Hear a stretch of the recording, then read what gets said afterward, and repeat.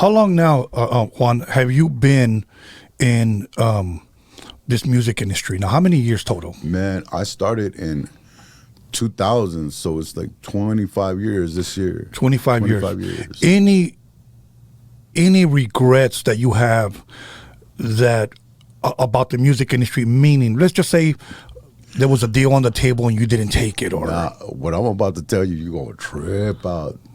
These are some of the regrets that I have. I'm gonna tell you right now. Y'all don't trip out. A lot of y'all SPM fans don't trip out on this. This is one of my regrets, and I finally said something about it.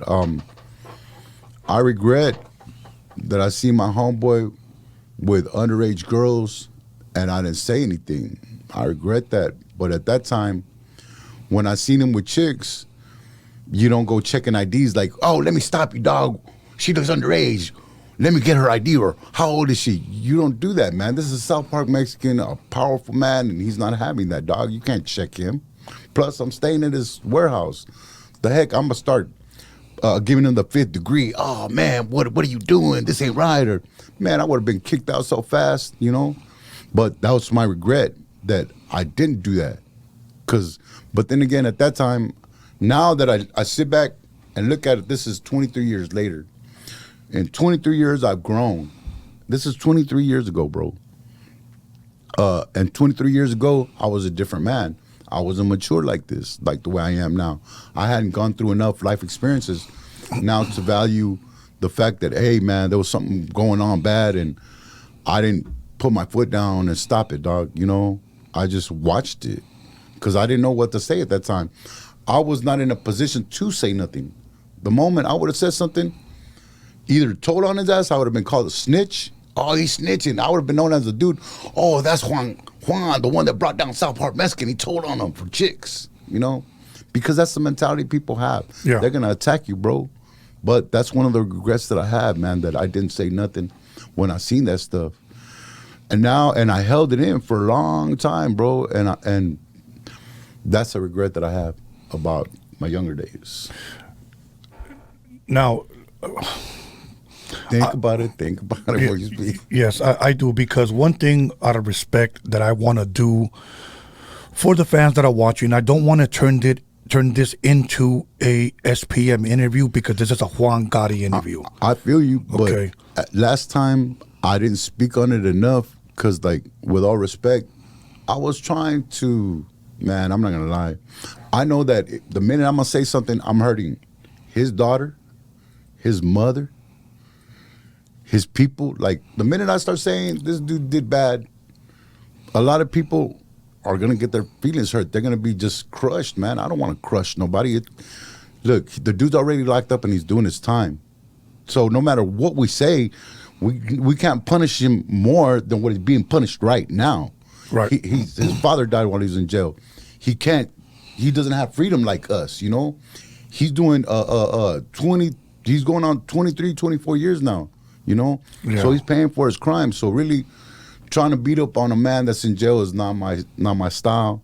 So I pull away. You know, you're right. But now, the people that I was trying to protect are turning on me. So I'm like, man, or they're old enough to accept it too. You know, like, God forgive me, and I hope his daughter doesn't take offense to it. But hey, man, you old enough to know now and about what's up. You know, yeah. And that's the only way I'm gonna put it.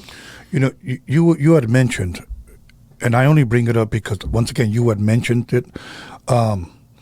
You saw him with underage girls, and you said, you know, I never checked IDs. I get it. Mm. Was this a common thing, or was this a one-time thing? Nah, on the cool, it wasn't a one-time thing. I seen him different times with different chicks, man. And it was I just kept my distance, man. Yeah. As for me, I went after chicks that were my age, and right, you know, and I wasn't going to be able to respond for anybody else. One of the reasons that my name never came up in none of his stuff, never ever, my name never ever came up, because I know better, man. I know better than that. Yeah, yeah. The homeboy that was his liking, dog, and there's nothing I can do, you know? Like, what was the reason? What was his attraction to younger girls from what you know of? Man, I have no idea, bro. And I can't speak for the man. Right. Because I can't comprehend that. Like, I don't know. It's not me, man. So I couldn't tell you. It's like this man likes chocolate milk, and I like strawberry milk. I can't tell you why he likes chocolate milk. He's just that's just him. Yeah. You know, I can only speak for myself. Yeah. And me saying that, dang, bro, it's just a sad situation. Yeah. Now you as an artist and being with Dope House, when he got arrested, did you get any shit? Nah, man. Actually, I was the one that was driving into some appointments, trying to make sure that he was good, and then he ended up violating his bond because he was on bond for the assault on a 9-year-old, which wasn't true. Okay, that isn't true. But he violated his bond. This is true. What he did violate his bond one was getting caught in a room with a 15-year-old girl. So even though he didn't do it to the 9-year-old, the fact is that he did get caught in a room with some underage chicks while he was on bond for even though it was an alleged assault. The fact is that he broke that bond, and I'm thinking to myself, who does that, bro? Yeah. They're accusing you, bro, of some stuff. Catch your snap. Nah, the homeboy went and it was my homeboy Uchi that picked up these chicks, and they were chilling, and just so happened one of the parents said something, and they ended up getting with Los and revoking his bond, and that's how it ended up with the 45 years, because it wasn't just that. Also, when he went into the rehab, because they sent him to rehab, he was going to only do like 2 years probation. What type of rehab was this? Sexual offenders. Oh, rehab. wow. Yeah, well, it was like a rehab. Anyways, in there, he hooked up with a chick, and he got kicked out of the rehab. And the chick's dude told the chick that if you don't file charges on this man, he's going to, like, divorce her or leave her or whatever. Right. So she had to say that she got raped by Los in the rehab. So when they kicked him out, I think that's when he went back to court. And that's when all those things that I'm talking about was what led the judge to say you get 45 years. It wasn't one case where it was the main case about that little girl, but he had all this other stuff under him. Yeah. And that's why they were like, man, look at this. You just violated your mom with a underage chick. You just got kicked out of the rehab now they said you raping. Yeah, they gave him 45, man. Wow. Well, I know he was denied parole, but now what is your relationship with his family, his daughter, his mother? No relationship at all, no more. Like, they're attacking me because I'm telling y'all what I'm saying now, and it's not. There are no lies. I'm not trying to attack the man. I'm not gonna say he's a sleaze or nothing. He's not. He's a lyrical genius. He's a good musician. As far as an individual outside the music, it's for y'all to judge, man, Right. Just let the facts lay where they at, and then you judge on your own. You tell me after reading the paperwork, after me just telling you right now what I know. Right. Because I was there, man. I just didn't partake. Yeah. After this question, we can move on if you like.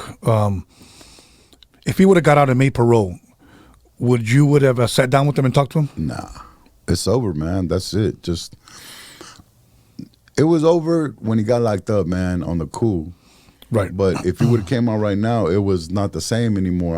I don't feel that way about hanging out or being around him or wanting to collaborate with him or none of that. It's not the same, man. Like, once your eyes are open, it's hard to shut them again. And I'm glad you said it that way. I watched the OJ documentaries, a new documentary that just came out on Netflix. And the reason why I'm sharing that is because OJ had a close friend. It was his, I believe it was his agent. Okay. And OJ he had just lost his civil case. I think he owed so many millions to the families. And he was moving out. Okay. And there's a point why I'm sharing this. After they moved everything out of his house, his agent said he just felt so bad because they spent so many years there celebrating OJ's kids, Nicole, etc. Yeah. So he said him and OJ sat down in the back. They put their feet in the swimming pool and they're sitting side by side. He said, OJ goes, and it was about night. It was the sun was going down. Yeah. And OJ turns around and looks at him, and tells him, "Is there anything you want to ask me?" Oh. Okay. And he looked at him and he said, "Did you do it?" And I didn't know that. yeah.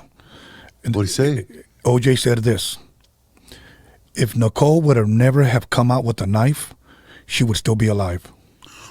Oh my God, bro. Yes, He did it. he did it. He did it, bro. So now my question to you is this: if he walked into the room right now and I walked out, would there be anything you would want to ask him?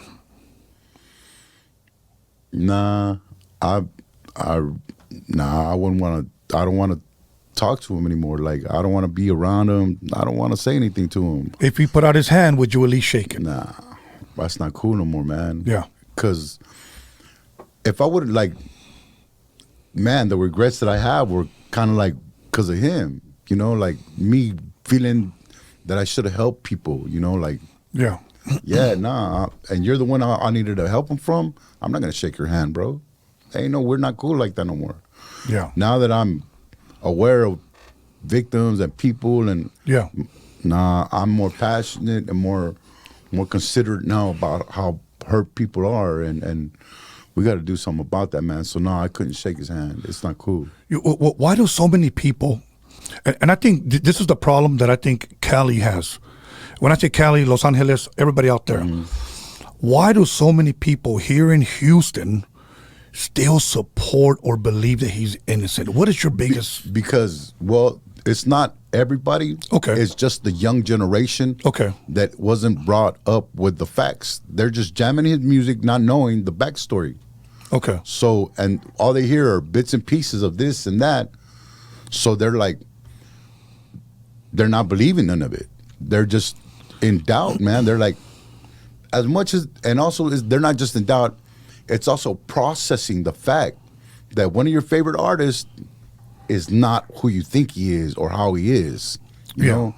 Because my homeboy said a bunch of subliminals in his music, like, my third wife ain't even born yet.